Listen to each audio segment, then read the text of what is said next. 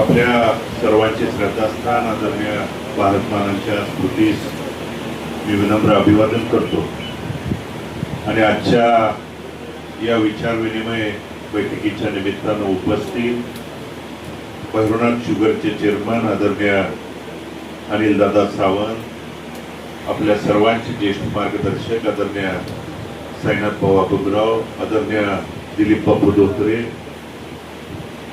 उपस्थित भारत नानांच्या पासून खांद्याला खांदा लावून काम करणारे सर्व वडीलधारी ज्येष्ठ, आपल्या पंढरपूरच्या तालुक्याच्या कानाकोपऱ्यातून आलेले सर्व विविध संस्थांचे सर्व सन्माननीय पदाधिकारी, आपल्या परिवारातील सर्व ग्रामपंचायत विविध संस्थांचे सर्व सन्माननीय आजी माजी पदाधिकारी, शहरातील सर्व सन्माननीय आजी माजी पदाधिकारी, उपस्थित पत्रकार बंधू, उपस्थित तरुण सहकारी मित्रांनो,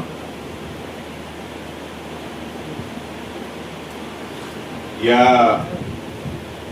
विचार विनिमय बैठकीच्या निमित्तानं सध्या पत्रकार बांधवांच्या माध्यमातून, प्रिंट मीडियाच्या माध्यमातून आपल्यापर्यंत ज्या काही बातम्या चर्चा त्या ठिकाणी आल्या, त्या निमित्तानं सध्या चालू असलेल्या परिस्थितीवरती आपल्याशी चर्चा करण्यासाठी, विचार विनिमय करण्यासाठी ही त्या ठिकाणी महत्वाची बैठक आज आपल्याला आयोजित त्या दरम्यान केलेली आहे. विधानसभेची निवडणूक झाल्यानंतर आपल्याला पराभवाला त्या ठिकाणी सामोरं जावं लागलं. त्यानंतर अनेकांनी संपलोय, आता यांचं काय राहिलंय अशा पद्धतीच्या वल्गना त्या ठिकाणी केल्या. त्यानंतर आपण सर्वांनी नगरपालिकेच्या निवडणुकीच्या निमित्तानं त्या ठिकाणी जिद्द, चिकाटी, प्रामाणिक, निष्ठा ही दाखवून देऊन त्या निवडणुकीच्या निमित्तानं सगळ्यांनी, यात बहुतांश करून ग्रामीण भागातले आपण प्रमुख पदाधिकारी असताना देखील नगरपालिकेच्या निवडणुकीच्या प्रभागामध्ये, वार्डामध्ये, त्या ठिकाणी भागात, घराघरामध्ये, प्रभागामध्ये जाऊन आपल्याला पडेल ती दिल ती जबाबदारी पार पाडून, त्या दरम्यान आपल्यावरती पडेल ती जबाबदारी पार पाडून त्या निवडणुकीमध्ये आताच दादांनी भाऊनी सांगितलेल्या पद्धतीनं त्या निवडणुकीमध्ये जवळजवळ नगराध्यक्ष पदाचे उमेदवार असतील आणि आपल्या तीर्थक्षेत्र विकास आघाडीच्या 11 नगरसेवकांचे नगराध्यक्ष पदाच्या उमेदवार महाराष्ट्रातल्या 3 नंबरच्या मताधिक्यानं जवळजवळ 11,000च्या मताधिक्यानं विजयी करण्याची भूमिका इथल्या मायबाप जनतेनं आणि आपल्या सर्वांच्या परिश्रमानं, अथक प्रयत्नानं त्या ठिकाणी घडवण्याची भूमिका आपण त्या ठिकाणी पार पाडली. आणि जनतेचा आशीर्वाद, आपला पाठिंबा, पाठबळ असल्यानंतर कुणाच्या वल्गना, कुणाच्या भूलथापेला त्या ठिकाणी कुणी त्या ठिकाणी संपत नाही हे दाखवून देण्याची भूमिका आपण त्या ठिकाणी दाखवून दिली. दादांनी सांगितलेली भूमिका खरी आहे, वस्तुस्थिती आहे. राजकारणात त्या भूमिका राजकीय घडामोडीमुळे होतात, चुकतात, पण त्या पुढे गेल्यानंतर त्या दुरुस्त करावं लागतात. कारण आज जर इथं बघितलं तर मी, अनिल दादा आणि दिलीप बापू, आमच्या तिघाची मताची जर बेरीज बघितली तर 1,30,000 आहे आणि विजयी उमेदवाराची मताची बेरीज आहे 1,24,000. त्यामुळं आपल्या लोकांनी, मतदान करणाऱ्या लोकांनी भरभरून दिलंय, पण मनभेदामुळे ज्या काही घडामोडी झाल्या, चुका झाल्या, त्या दुरुस्त करून जोपर्यंत आपण पुढे जाणार नाही, बदल करणार नाही, तोपर्यंत आपण त्या ठिकाणी दुरुस्ती करणार नाही. आणि या दुरुस्ती केल्यानंतर निकालामध्ये आणि आपल्या लोकांना न्याय देता येईल या भूमिकेतून आपण नगरपालिकेला त्या गोष्टी दाखवून दिल्या, जिल्हा परिषद, पंचायत समितीला त्या गोष्टी त्या ठिकाणी दाखवून दिल्या. त्या निकालामधून त्या ठिकाणी आपल्याला बदल बघायला मिळाला. म्हणून भविष्य काळातल्या आपल्या लोकांच्यासाठी आता अगोदरच्या मनोगतामध्ये त्या ठिकाणी अनेक जणांनी बोलताना सांगितलं की पत्रकार बांधवांच्या माध्यमातून फोटो आल्यानंतर त्या ठिकाणी बघायला मिळतं की वेगवेगळी भूमिका. आज 21 डिसेंबरला बंधूंनो नगरपालिकेचा निकाल लागलाय. आज तारीख आहे 7 एप्रिल. या 4 महिन्याच्या कालावधीमध्ये नगरपालिकेचा निकाल लागल्यानंतर आपल्याला लोकांनी निवडून दिल्यानंतर एखादं पत्र विकास कामाच्या निधीच्या बाबतीत कुठल्याही संबंधित मंत्र्यांच्याकडे घेऊन गेल्यानंतर पत्र दिल्यानंतर लगेच तासाभरात बातमी येते प्रवेश. या मग कुठल्याही पक्षाकडे जावा, एखाद्याला भेटायला गेलं पत्र दिलं प्रवेश, समजा ह्याला काय मागायला गेलं प्रवेश. मग एखाद्या विकास कामाच्या बाबतीत निधीच्या बाबतीत जर आपण पत्रच त्या ठिकाणी द्यायचं नाही का?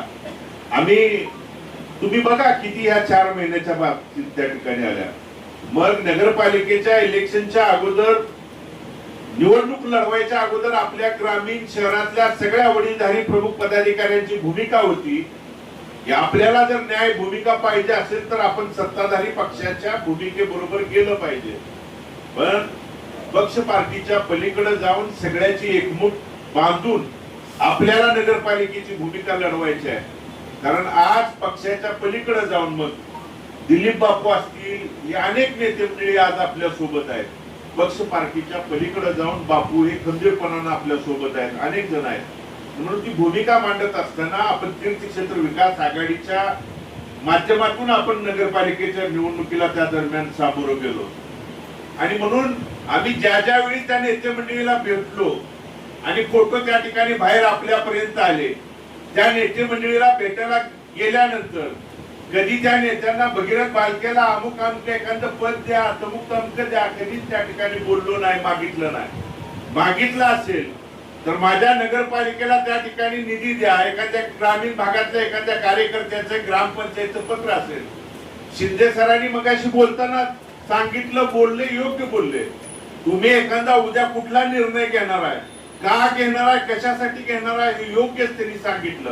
आणि मला सुद्धा आवर्जून हेच सांगायचं आहे की उद्या आम्ही कोणताही निर्णय घेत असताना, मी शिंदे सर ठामपणे सांगतोय, कोणताही निर्णय घेत असताना मी त्या नेत्यांना भगीरथ बालकेला कुठलंही एखादं, कारण कुठलंही सर आज 2026 आहे, 2029 पर्यंत तर आता कुठली निवडणूक नाही,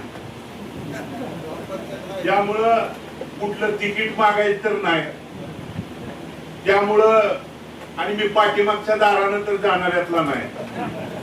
त्यामुळे कुठलं पद द्या, अमुक अमुक द्या, तमुक तमक द्या, मी जाणार असेल तर लढूनच जाणाऱ्यातला कार्यकर्ता आहे.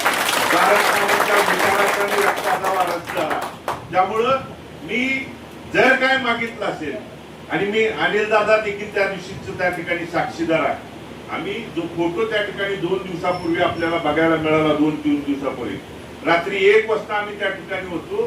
तुम्हाला जो फोटो आहे त्या दिवशी 3 पत्रावरती सह्या घेतल्या रात्री 1 वाजता. एक होती 32 कोटीच्या शॉक प्रूफ लाईटचे पोल, आपल्या नगरपालिकेला 32 कोटीची आम्ही मागणी केली. का तर वारी पिरियड मध्ये आपल्या शहरामध्ये जे लाईटचे पोल आहेत त्या दरम्यान बऱ्याच ठिकाणी आपल्याला आषाढीला, कार्तिकेला आणि ज्या 4 वाऱ्या चैत्री असतील आणि इतर वारीला ज्यावेळी गर्दी होती त्यावेळी अनेक ठिकाणी करंट लागण्याचे प्रकार त्या ठिकाणी होतात. तर शॉक प्रूफ लाईटचे पोल नवीन जी संकल्पना आली आहे ते साहेब आम्हाला लाईटचे पोल मिळावे म्हणून आम्हाला ती त्या ठिकाणी मागणी असेल. अंडरग्राउंड ड्रेनेजच्या साठीची निधी असेल. आम्हाला जे रस्ते आहेत आम्ही त्यांना साहेबांना मागणी केली की तुम्ही रस्ते देताय, पण कधी देताय? जून जुलैला त्या ठिकाणी तुम्ही आषाढी ऑगस्टच्या दरम्यान आहे, तुम्ही जून जुलैला रस्ते देता.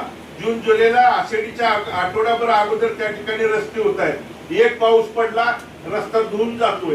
तेच रस्ते तुम्ही आम्हाला ह्या एप्रिल महिन्यात जर दिले तर या उन्हाळ्यात जर डांबरीकरणाचा जर तो रस्ता केला तर तो चांगल्या क्वालिटीचा होईल आणि तो कमीत कमी 2-3 वर्ष त्या ठिकाणी त्या रस्त्याला काय होणार नाही. आणि ते त्या ठिकाणी पटलं. आम्ही जो जातोय तो भगीरथ बालकेला कुठलं त्या ठिकाणी पद द्या किंवा इतर नेत्यांसारखं तिकीट द्या, पद द्या त्या ठिकाणी नाही. तर आमच्या त्या ठिकाणी नगरपालिकेच्या माध्यमातून महाराष्ट्रातल्या 3 नंबरच्या मताधिक्यानं ज्या मायबाप जनतेनं तुम्ही काहीतरी कराल, अगोदरच्यानी केलं नाही म्हणून तुम्ही काहीतरी कराल म्हणून ज्या आशेनं त्या ठिकाणी निवडून दिलंय त्या लोकांना न्याय देण्याच्या भूमिकेसाठी आज जो निधी आहे.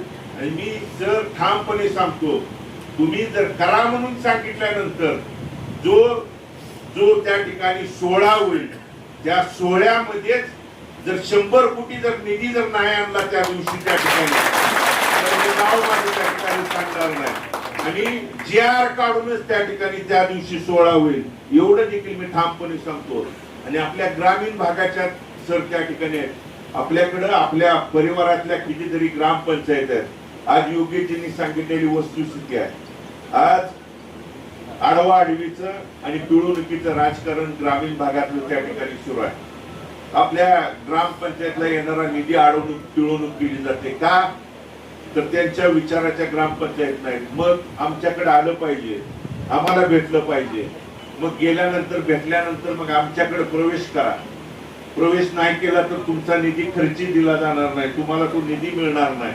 मग मला तुम्हाला ठामपणे सांगायचं आहे की भारत नानांच्या देखील विधानसभेचा 11 वर्षाचा कार्यकाळ या तालुक्यानं मतदारसंघानं आपण जवळून बघितलाय, अनुभवलाय.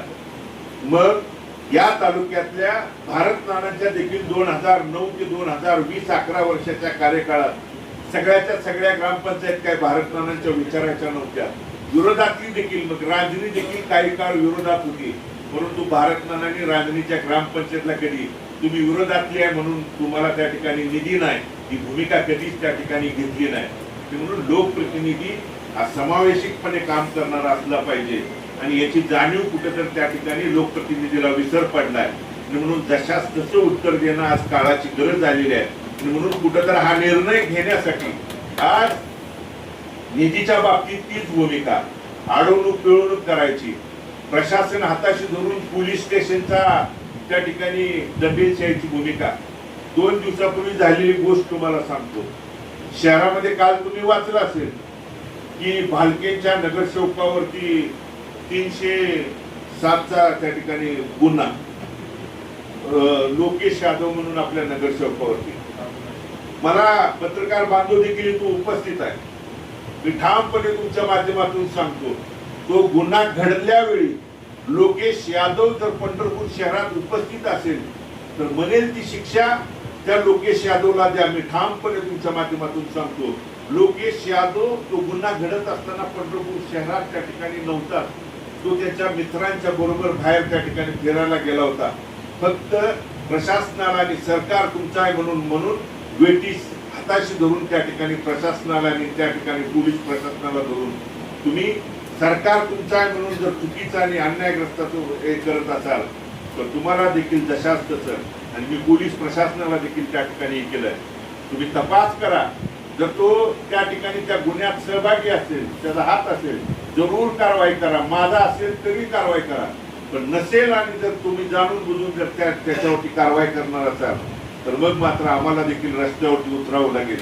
म्हणून ह्या कशासाठी कोणती त्या ठिकाणी ही भूमिका आणि गोष्टी म्हणून आम्ही जी भूमिका घेतोय भगीरथ भालकेला कुठल्या पद त्या ठिकाणी कुठली सत्ता किंवा ह्या गोष्टींसाठी नाही तर पुढचा काळ.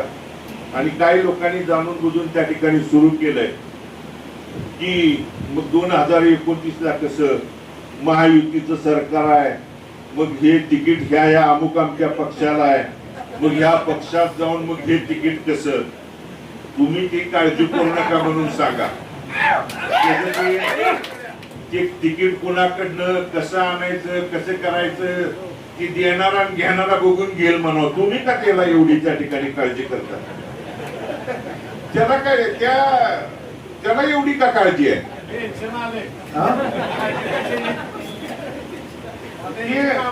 नाही त्याच्याकडनं ज्या पक्षाला जागा सुटणार आहे त्याला एवढी का काळजी त्या विचार करणार आहे? म्हणून त्याला ठणकावर आणि ठामपणे सांगा तू एवढी काळजी करू नको. 3-3.5 वर्ष पुलाखालनं अजून बरंच पाणी त्या ठिकाणी जाणार आहे.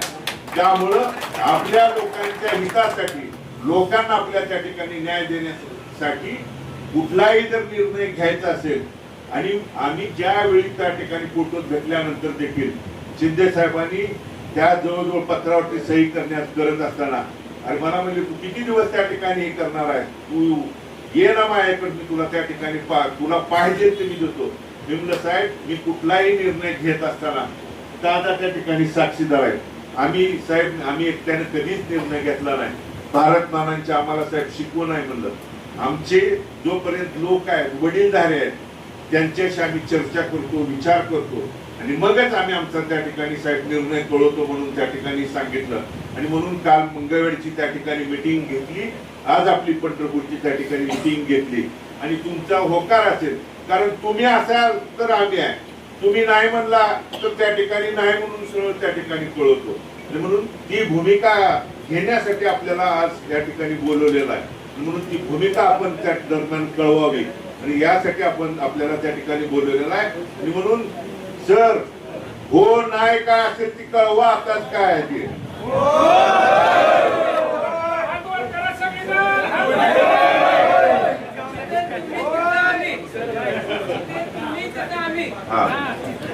तर यासाठीच त्या ठिकाणी बोलवलेलं आहे. आणि अजून बरीच षडयंत्र, बऱ्याच जणांना 29ला तिकीट कसं मिळेल, काय मिळेल, अजून या 4-5 दिवसात बरेच षडयंत्र त्या ठिकाणी सुरू होणार आहे. वर जाऊन कशाला हे करायला लागलाय, काय हे व्हायला लागलाय, यात अजून काय बातम्या येणार आहेत माध्यमातनं. हा नाही काय नगरसेवकांच्या माध्यमातून बातम्या येणार आहेत, हे नाहीत ते नाहीत, हे हा अमुक अमका प्रवेश करणार नाहीत, तमुक तमका प्रवेश करणार नाहीत. हा सगळा षडयंत्रांचा भाग आहे. आणि आपल्या परिवाराला, विठ्ठल परिवाराला आणि आपल्या पार्टीला षडयंत्र काय त्या ठिकाणी नवीन नाहीत. ठरल्यानंतर जोमानं ताकदीनच त्या ठिकाणी करायचं एवढंच या निमित्ताने मीटिंगच्या माध्यमातून आपल्याला सांगतो. आणि जो काय त्या ठिकाणी निर्णय असेल तो ताकदीनच त्या ठिकाणी करूया एवढे या निमित्तानं सांगतो. या मीटिंगच्या निमित्तानं आपण बहुसंख्येनं जमलात त्याबद्दल मनापासून अंतःकरणापासून आपण आपल्या सर्वांचं मी आभार व्यक्त करतो. आणि सर्वांना भोजनाची या ठिकाणी व्यवस्था केली आहे. आपण सर्वांनी भोजन करूनच त्या ठिकाणी जावं ही नम्र विनंती करतो आणि आपल्या सर्वांचा आभार व्यक्त करतो.